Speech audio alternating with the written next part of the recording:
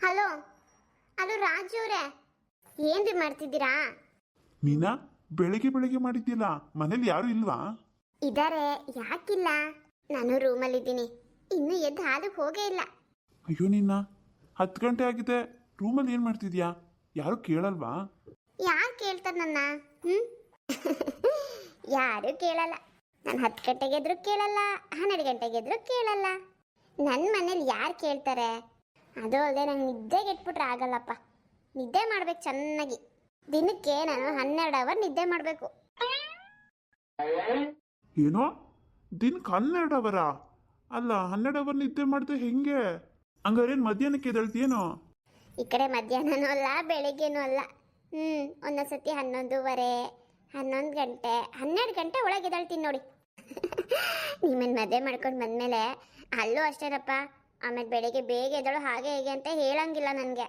ನಾನು 12 ಗಂಟೆ ಒಳಗೆ ಎದ್ದೇಳ್ತೀನಿ. ನನಗೆ ಎದ್ದ ತಕ್ಷಣ ಬೆಡ್ ಕಾಫಿ ಬೇಕೇ ಬೇಕು. ಅದೊಂದು ನೋಡ್ಕೊಂಬಿಡಿ. ಸರಿ ಹೋಯ್ತು. ಹಿಂಗಾದ್ರೆ ತುಂಬ ಕಷ್ಟ. ಏನಾದ್ರು ಹಿಂಗೆ ಮಾಡಿದ್ರೆ ನಮ್ಮಮ್ಮ ಏನಿಲ್ಲ ಗುಣಗಾನ ಮಾಡ್ಬಿಡ್ತಾರೆ ನೋಡು. ಅದ್ಯಾಕೆ ಮಾಡ್ಬಿಡ್ತಾರೆ? ಗುಣಗಾನ ಮಾಡ್ತಾರಂತೆ. ಎಂಥದ್ದು ಇಲ್ಲ. ನೀವಿರುವಾಗ ನನಗೇನು ಭಯ? ನೀವು ಇದ್ದೀರಲ್ಲ ಅದೆಲ್ಲ ನೋಡ್ಕೊಳಕ್ಕೆ. ಅದಕ್ಕೆ ತಾನೇ ನಾನು ನಿಮ್ಮನ್ನ ಇಷ್ಟಪಟ್ಟು ಮದುವೆ ಮಾಡ್ಕೋತಿರೋದು. ನೀವು ಅಷ್ಟು ಸಪೋರ್ಟ್ ಮಾಡಿಲ್ಲ ಅಂದರೆ ಹೇಗೆ? ಪ್ಲೀಸ್ ರಾಜು, ಇದೊಂದು ನೋಡ್ಕೊಳ್ಳಿ. ಆಮೇಲೆ ಬೇಕಾದ್ರೆ ನಾನು ಅತ್ತೆ ಸಹಾಯ ಮಾಡ್ತೀನಿ. ಏನು ಸಹಾಯನಾ? ಸರಿ, ನೋಡೋಣ ಬಾ. ಸರಿ, ಪಾರ್ಕ್ ಹತ್ರ ಬನ್ನಿ, ನಾನು ಕಾಯ್ತಾ ಇರ್ತೀನಿ. ಪಾರ್ಕ್ ಹತ್ರನಾ? ಇಷ್ಟೊತ್ತಿಗೆ? ಏನಕ್ಕೆ? ಫೋನಲ್ಲಿ ಮಾತಾಡ್ತಿದ್ಯಲ್ಲ, ಬಿಡು. ಬನ್ನಿ ರಾಜು, ನೋಡ್ಬೇಕಂತ ಅನಿಸ್ತಾ ಇದೆ. ನೋಡಿ, ಇನ್ನೊಂದು 2 ದಿನದಲ್ಲಿ ಮದುವೆ ಅಂತ ಹೇಳಿದ್ರಿ. ಮದುವೆ ಆಗ್ಬಿಟ್ರೆ ಹಿಂಗೆಲ್ಲ ಕದ್ದು ಮುಚ್ಚಿ ಹೋಗಿ ಮೀಟ್ ಮಾಡೋಕ್ಕಾಗುತ್ತಾ? ಆಗಲ್ಲ. ಅದಕ್ಕೆ ಬನ್ನಿ, 2 ದಿನದಲ್ಲಿ ಎಲ್ಲೆಲ್ಲಿ ಓಡಾಡೋಕ್ಕಾಗುತ್ತೋ ಅಲ್ಲೆಲ್ಲ ಕದ್ದು ಮುಚ್ಚಿ ಓಡಾಡ್ಬಿಡೋಣ. ಏನಂತೀರಾ? ಸರಿ ಬನ್ನಿ, ಕಾಯ್ತಾ ಇರ್ತೀನಿ. ನೀನು ಎಲ್ಲಿ ಬಿಡ್ತೀಯಾ? ಸರಿ ಆಯ್ತು ಬಾ. ಹಾ, ಬಂದೆ. ಅಲ್ಲೇ ಅಲ್ಲೇ ಅಲ್ಲೇ ಅಲ್ಲೇ ಅಲ್ಲೇ ಅಲ್ಲೇ ಹಾಕು. ಅಲ್ಲಿ ಚೆನ್ನಾಗಿ ಹಾಕು ಎಣ್ಣೆನ. ಕಡ್ತಾ ಅಂದರೆ ಕಡ್ತಾ ಅಲ್ಲಿ. ಏನಿಲ್ಲ ಅತ್ತೆ? ಹೂನೇ, ಅಲ್ಲೇನೆ. ಹಾಗೆ ತಣ್ಣಗೆ ಆಗ್ತಾ ಇದೆ. ಅಬ್ಬಬ್ಬಬ್ಬಾ. ಸಾಕು, ಬಾಟ್ಲ್ ಇಡು ಕೆಳಗೆ. ಬಿಟ್ಟರೆ ಬಾಟಲ್ ಇರೋದೆಲ್ಲ ಖಾಲಿ ಮಾಡಿಬಿಡ್ತೀನೋ. ಚೆನ್ನಾಗಿ ತಿಕ್ಕು, ಚೆನ್ನಾಗಿ ಮಸಾಜ್ ಮಾಡು. ಆಯ್ತತ್ತೆ. ಆಹಾ, ಸ್ವರ್ಗ ಇನ್ನೆಲ್ಲೂ ಇಲ್ಲ. ತಲೆಯಲ್ಲಿ ಮಸಾಜ್ ಮಾಡಿಸ್ಕೊಳ್ಳೋದ್ರಲ್ಲೇ ಇದೆ ಅನ್ಸುತ್ತೆ. ಹಬ್ಬಬ್ಬಬ್ಬಬ್ಬಾ, ಎಷ್ಟು ದಿನ ಆಯ್ತು ಹಿಂಗೆ ತಿಕ್ಕಿಸ್ಕೊಂಡು. ಅಮ್ಮ, ನಾನು ಸ್ವಲ್ಪ ಹೊರಗಡೆ ಹೋಗಿ ಬರ್ತೀನಿ. ಹೊರಗಡೆ? ಎಲ್ಲಿಗೆ ಮೀನಾ? ಇಷ್ಟು ಬೆಳಗ್ಗೆನೆ? ತಿಂಡಿ ಏನು ತಿಂದಿಲ್ಲ ನೀನು? ಎಲ್ಲಿಗೆ ಹೋಗ್ತೀಯಾ? ಇಲ್ಲ ಅಮ್ಮ, ಸ್ವಲ್ಪ ಫ್ರೆಂಡ್ಸನ್ನ ಮೀಟ್ ಮಾಡ್ಕೊಂಬರ್ತೀನಿ. ಇನ್ನೇನು ಮದುವೆಗೆ ಹೊರಟೋಗ್ತೀನಲ್ಲ, ಅದಕ್ಕೇನೆ. ಆಮೇಲೆ ಮೀಟ್ ಮಾಡೋಕ್ಕೆಲ್ಲ ಆಗಲ್ವೇನೋ. ಹೋಗಿ ಬರಲಾ? ಏನೂ ಸುಳ್ಳು ಹೇಳ್ತಿದ್ದಾಳೆ ಅನ್ಸುತ್ತೆ. ಯಾವ ಫ್ರೆಂಡು ಮೀನಾ? ಎಲ್ಲಿಗೆ ಮೀಟ್ ಮಾಡಕ್ಕೆ ಹೋಗ್ತಿದ್ದೀರಾ? ಅದು ನಾವೆಲ್ಲ ಹೋಗ್ತಾ ಇದ್ದೀವಿ. ಅದೆಲ್ಲ ಯಾಕೆ? ಒಟ್ಟಲ್ಲಿ ನಾವು ನಮ್ಮ ಫ್ರೆಂಡ್ಸ್ ಎಲ್ಲ ಒಂದು ಕಡೆ ಜಾಗ ಸೇರ್ತೀವಿ, ಸೀಕ್ರೆಟ್ ಜಾಗ. ಯಾವ ಫ್ರೆಂಡ್ ಅದು? ಅವ್ರ ಹೆಸರೇನು? ಅದಕ್ಕೆ ಅದೇ ಕವಿತಾ ಇಲ್ವಾ? ಅವಳೇನೆ. ಇನ್ಯಾರ ಜೊತೆಗೆ ಹೋಗ್ಲಿ? ಓ, ಕವಿತಾನಾ? ಆಯ್ತು, ಹೋಗು. ಅವಳಿಗೂ ಮಾಡೋಕ್ಕೆ ಬೇರೆ ಕೆಲಸ ಇಲ್ಲ ಅಲ್ವೇ? ಇವಾಗ ಸೀರೆ ಅವ್ನು ಬೇರೆ ಬರ್ತಾನೆ. ಇನ್ನೇನು 1 ಗಂಟೆಲಿ ಬರ್ಬೋದು. ನೀನು ಯಾವ್ದು ಬೇಕು ಮದುವೆ ನೀನು ಸೆಲೆಕ್ಟ್ ಮಾಡ್ಕೊಳಕ್ಕೆ ಇರಬೇಕಿತ್ತಲ್ಲ. ಆಮೇಲೆ ಹೋಗುವಂತೀರೇ ಮೀನಾ?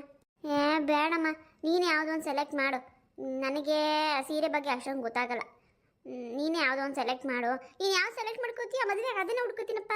ನಿಜವಲ್ಲ, ಪ್ರಾಮಿಸ್. ನನ್ನ ಮಗಳ ಟೇಸ್ಟ್ ನನಗೆ ಗೊತ್ತಿಲ್ವಾ? ಆಯ್ತು ಬಿಡೆ, ನಾನೇ ನೋಡ್ಕೋತೀನಿ. ಬೇಗ ಹೋಗಿ ಬೇಗ ಬಂದ್ಬಿಡು. ಇನ್ನೂ ಹೊಟ್ಟೆಗೆ ಏನು ತಿಂದಿಲ್ಲ ನೀನು. ಎದ್ದು ಕೂಡಲೇ ಹೊರಟಿದ್ಯಪ್ಪ. ಇಲ್ಲಿ ಬಿಡಮ್ಮ, ಅಲ್ಲೇ ಏನೋ ತಿನ್ಕೋತೀನಿ. ಹ್ಞೂ ಆಯ್ತು, ಹೋಗ್ಬಿಟ್ಟು ಬಾ, ಬೇಗ ಹೋಗು. ನೀನು ಚೆನ್ನಾಗಿ ತಿಕ್ಕಿಸ್ಕೋದು ಅಲ್ಲೇನಾ? ತಿಕ್ಕಿಸ್ಕ. ಅತ್ತೆ, ನನಗೇನೋ ಕೇಳ್ಬೇಕಂತ ಅನಿಸ್ತದೆ, ಕೇಳಲ್ಲ? ಏನು ಕೇಳ್ಬೇಕು ಅನ್ಕೊಂಡಿದ್ಯಾ? ಆಸ್ತಿ ಗೀಸ್ತಿ ಕೇಳ್ಬೇಕಂತ ಅನ್ಕೊಂಡಿದ್ಯೇನು? ಅವೆಲ್ಲ ಆಗಲ್ಲಮ್ಮ. ನಾನು ಬದುಕಿರೋವರೆಗೂ ಮನೆ ಹೊಡೆಯಂಗೆ ಇಲ್ಲ. ಅಯ್ಯೋ, ಅದಲ್ಲ ಅತ್ತೆ. ಮತ್ತಿನ್ನೇನೆ? ನೀವು ನನ್ನ ಮದುವೆ ಮಾಡ್ಕೊಂಡು ಬಂದಾಗ ಹೊಸದ್ರಲ್ಲಿ ಎಷ್ಟೊಂದು ಸಿಡುಕ್ತಾ ಇದ್ರಿ ನನ್ನ ಮೇಲೆ. ಆದರೆ ಇತ್ತೀಚೆಗೆ ನಾನು ಗಮನಿಸ್ತಾ ಇದ್ದೀನಿ, ನೀವು ನನ್ನ ಮೇಲೆ ಏನು ಸಿಡುಕ್ತಿಲ್ವಲ್ಲ, ಯಾಕೆ? ನಿಮ್ಮಲ್ಲಿ ಇಷ್ಟೊಂದು ಬದಲಾವಣೆ ಆಗೋದಕ್ಕೆ ಕಾರಣ ಏನು? ನಾನು ಇದನ್ನು ಕೇಳಬೇಕೋ ಬೇಡವೋ ಗೊತ್ತಿಲ್ಲ ಅತ್ತೆ. ಆದರೆ ಮನಸ್ಸಿಗೆ ಬಂದಿದ್ದನ್ನ ಡೈರೆಕ್ಟಾಗಿ ಕೇಳ್ತಿದ್ದೀನಿ. ಏನಾದ್ರೂ ಸರಿ ಇರ್ಲಿ, ಬೈಸ್ಕೊಂಡ್ರು ಪರವಾಗಿಲ್ಲ ಅಂತ. ಬೈ ಹಂಗಿದ್ರೆ ಬೈದು ಬಿಡಿ. ಆದರೆ ಏನಂತ ನಿಜ ಹೇಳಿ. ಅದೇನಂದ್ರೆ ಹೇಳ್ತೀನಿ ಕೇಳು. ನನ್ನ ಮಗನ್ನ ನೀನು ಲವ್ ಮ್ಯಾರೇಜ್ ಮಾಡಿಕೊಂಡೆ. ನನಗೆ ನಿಮ್ಮ ಅಮ್ಮನ ಕಂಡ್ರೆ ಇಷ್ಟ ಇರಲಿಲ್ಲ, ಈಗಲೂ ಕೂಡ ಇಷ್ಟ ಇಲ್ವೇ. ನಿಮ್ಮ ಅಮ್ಮನ ಬುದ್ಧಿ ನನಗೆ ಇಷ್ಟ ಇಲ್ಲ. ಆದರೆ ಇಲ್ಲಿಗೆ ಬಂದಮೇಲೆ ನಾನು ನಿನ್ನ ಗುಣಗಳನ್ನ ನೋಡಿದೆ. ಎಷ್ಟೇ ಬೈದರೂ ಏನೇ ಅಂದ್ರೂ ತಿರುಗಿಸ್ ಒಂದು ಮಾತಾಡಲಿಲ್ಲ ನೀನು. ಅದು ನನಗೆ ತುಂಬ ಇಷ್ಟ ಆಯಿತು. ಮತ್ತು ಮೊನ್ನೆ ನಿಮ್ಮಮ್ಮ ಬಂದಾಗ ನಿಮ್ಮಮ್ಮನೂ ನೀನು ಮಾತಾಡ್ತಿದ್ದನ್ನು ನಾನು ಕೇಳಿಸ್ಕೊಂಡೆ. ಅತ್ತೆ, ಹೌದಾ? ಅದು ಅತ್ತೆ, ನಮ್ಮಮ್ಮ ಇಲ್ದಂಗೆ ನಾನೇನು ಮಾಡಲ್ಲ ಬಿಡಿ. ಆದರೆ ಅವರು ಮಗಳು ಅಂತ ಹಂಗೆ ಹೇಳಿದ್ರು. ಗೊತ್ತು ನನಗೆ. ನಿಮ್ಮಮ್ಮ ಹೇಳಿದ್ರಲ್ಲಿ ಏನು ತಪ್ಪಿಲ್ಲ ಬಿಡು. ನನ್ನ ಮೇಲೆ ನಿಮ್ಮಮ್ಮಂಗೆ ನಂಬಿಕೆ ಇಲ್ಲ. ಯಾಕಂದರೆ ನಂದು ನಿಮ್ಮಮ್ಮಂದು ಒಂಥರ ಜಗಳ ಇತ್ತಲ್ಲ, ಅದಕ್ಕೆ. ಈ ದ್ವೇಷದಲ್ಲಿ ಮಗಳ ಮೇಲೆ ಎಲ್ಲಿ ನಾನು ದ್ವೇಷ ತೀರಿಸ್ಕೋತೀನೋ ಅಂತ ಅವ್ರಿಗೆ ಭಯ. ಆದರೆ ನಾನು ಯಾಕೆ ಹಂಗೆ ಮಾಡಲಿ? ಕೋಪ ಇತ್ತು ನನ್ನ ಮಗನ ಮದುವೆ ಮಾಡ್ಕೊಂಡಿದ್ಯಾ ಅಂತ. ಆಮೇಲೆ ಹೋಗ್ತಾ ಹೋಗ್ತಾ ನಿನ್ನ ಗುಣಗಳು ನಾನು ಇಷ್ಟಪಟ್ಟಿದ್ದೀನಿ.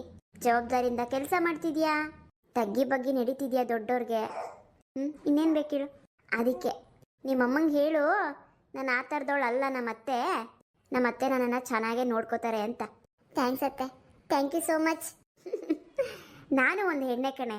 ನನ್ನ ಮಗನಿಗೆ ದೊಡ್ಡ ಶ್ರೀಮಂತರ ಮಗಳನ್ನ ಮದುವೆ ಮಾಡ್ಕೋಬೇಕಂತ ಆಸೆ ಪಟ್ಟೆ. ಯಾಕೆ ಅಂದರೆ ಅವನಿಗೂ ಮುಂದಕ್ಕೆ ಏನಕ್ಕನ ಆಗಲಿ ಅಂತ.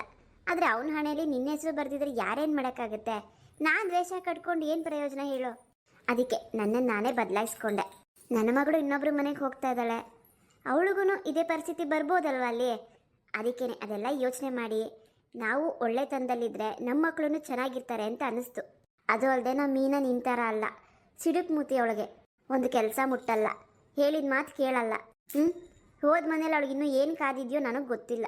ಹೇಳೋದು ಹೇಳ್ತಾ ಇದ್ದೀನಿ ಅಲ್ವೇನಮ್ಮ?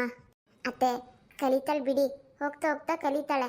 ಏನು ಕಲಿತಾಳೋ ಏನೋ, ಅವಳ ಜೀವನ ಕಷ್ಟ ಇದೆ ಕಣೆ. ಜಾಸ್ತಿ ಮುದ್ದು ಮಾಡಿಬಿಟ್ಟೆ ಅನ್ಸುತ್ತೆ ಅವಳಿಗೆ ಮಗಳು ಅಂತ. ಹೇಳಿ ಮತ್ತೆ ಕೇಳಲ್ಲ. ಬಿಡಿ ಅತ್ತೆ, ತಲೆ ಕೆಡಿಸ್ಕೊಬಿಡಿ. ಅವಳಿಗೆ ಏನೇ ಗೊತ್ತಿಲ್ಲ ಅದು ನಾನು ಹೇಳ್ಕೊಡ್ತೀನಿ. ನೀನು ಹೇಳ್ಕೊಟ್ರೆ ಅವಳು ಕೇಳಿಸ್ಕೊಳಕ್ಕೆ ರೆಡಿ ಇರಬೇಕಲ್ಲಮ್ಮ. ನೋಡೋಣ ಬಿಡು, ಇನ್ಮೇಲೆ ನಾನು ನೀನು ಚೆನ್ನಾಗಿರೋಣ ಬಿಡು. ನಾನು ನಿನಗೇನು ಬೈಯೋಕ್ಕೂ ಹೋಗಲ್ಲ, ಏನು ಅನ್ನೋಕ್ಕೂ ಹೋಗಲ್ಲ. ನಾನು ನಿನ್ನೆ ನೋಡ್ಕೋತೀನಿ, ನೀನು ನನ್ನನ್ನು ನೋಡ್ಕೊ. ಅಷ್ಟೇ ಜೀವನ. ಅತ್ತೆ, ನೀವೆಷ್ಟು ಒಳ್ಳೆಯವರು. ನಿಮ್ಮನ್ನ ಕೆಟ್ಟವ್ರು ಅನ್ಕೊಂಡ್ಬಿಟ್ಟಿದೆ ಅತ್ತೆ, ನಿಜವಾಗ್ಲೂ ಪ್ರಾಮಿಸ್. ಈ ದಿನದವರೆಗೂ ನಿಮ್ಮ ಮೇಲೆ ಒಳ್ಳೆ ಅಭಿಪ್ರಾಯನೇ ಇರಲಿಲ್ಲ ನನಗೆ. ಗೊತ್ತು ನನಗೆ ಗೊತ್ತು. ನಾನು ಹಂಗೆ ನಡ್ಕೊಂಡಿದ್ದೀನಲ್ವೇನೆ. ಇನ್ನು ಎಲ್ಲಿಂದ ಬರಬೇಕು ಒಳ್ಳೆ ಅಭಿಪ್ರಾಯ ಹೇಳು? ನೋಡಮ್ಮ, ನನ್ನ ಮಗನ್ನ ಚೆನ್ನಾಗಿ ನೋಡ್ಕೊ ಅಂದರೆ ಅವನು ಇನ್ನೂ ಚೆನ್ನಾಗಿ ನೋಡ್ಕೋತಾನೆ. ಅವ್ನಿಗೆ ಊಟ ತಿಂಡಿ, ಅವನೇನೋ ಒಂದು ನಮ್ಮ ಹತ್ರ ಹೇಳ್ಕೊಳಕ್ಕಾಗ್ದಿರೋ ಅಂಥದ್ದು ಹೆಂಡತಿ ಹತ್ರ ಹೇಳ್ಕೊಬೋದು. ಅವ್ನಿಗೊಳ್ಳೆ ಮಾರ್ಗ ತೋರಿಸು, ಧೈರ್ಯ ತುಂಬು. ಹೆಂಡತಿ ಆದವಳ ಕರ್ತವ್ಯ ಅದೇನೆ, ಗಂಡಂಗೆ ಧೈರ್ಯವಾಗಿ ಜೊತೆ ನಿಲ್ಲೋದು. ಆಯ್ತು ಅತ್ತೆ, ಖಂಡಿತವಾಗ್ಲು ನಾನು ಅವ್ರ ಎಲ್ಲ ಹೆಜ್ಜೆಲ್ಲೂ ಇರ್ತೀನಿ. ನಿಮಗೂ ಅಷ್ಟೇ, ನಿಮ್ಗೇನು ಬೇಕೋ ಹೇಳಿ, ನಾನು ಮಾಡ್ತೀನಿ. ಆದರೆ ನೀವು ನನ್ನ ಜೊತೆ ಚೆನ್ನಾಗಿರ್ಬೇಕಷ್ಟೆ. ಆಯಿತು ಕಣೆ, ಆಯಿತು. ನಿನಗಿದೇ ತಾನೇ ಬೇಕಾಗಿರೋದು.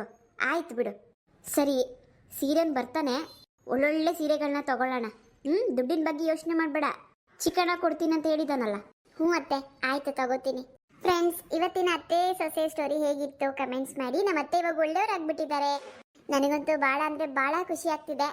ಹಾಗಿದ್ರೆ ಮುಂದಿನ ವಿಡಿಯೋ ಇನ್ನೂ ಸೂಪರ್ ಆಗಿರುತ್ತೆ ಅನಿಸುತ್ತೆ. ಯಾಕಂದರೆ ಅತ್ತೆ ನಮ್ಮ ಜೊತೆ ಇದ್ದಾರಲ್ಲ, ಅದಕ್ಕೆ. ಮತ್ತೆ ಇವತ್ತು ಇನ್ನೊಂದು ಎಪಿಸೋಡ್ ಜೊತೆಗೆ ಸಿಗ್ತೀನಿ. ಮಿಸ್ ಮಾಡಿದ್ರೆ ನೋಡಿ, ಸಪೋರ್ಟ್ ಮಾಡಿ. ನಮ್ಮ ಹಳ್ಳಿಯ ಬದುಕು ಸೀರಿಯಲ್ಗೆ ದಯವಿಟ್ಟು ಸಪೋರ್ಟ್ ಮಾಡಿ. ಸಬ್ಸ್ಕ್ರೈಬ್ ಮಾಡ್ಕೊಳ್ಳೋದನ್ನು ಮರಿಬೇಡಿ. ಹೇಗಿತ್ತು ಅಂತ ಕಮೆಂಟ್ಸ್ ಮಾಡಿ, ಹಾಗೆ ಲೈಕ್ ಮಾಡಿ. ಮತ್ತೆ ಸಿಗೋಣ ಮುಂದಿನ ವಿಡಿಯೋದಲ್ಲಿ. ಇವತ್ತೇ ನೋಡ್ತಾ ಇರಿ ಅಂತ ಹೇಳ್ತಾ ಎಲ್ಲರಿಗೂ ಬಾಯ್.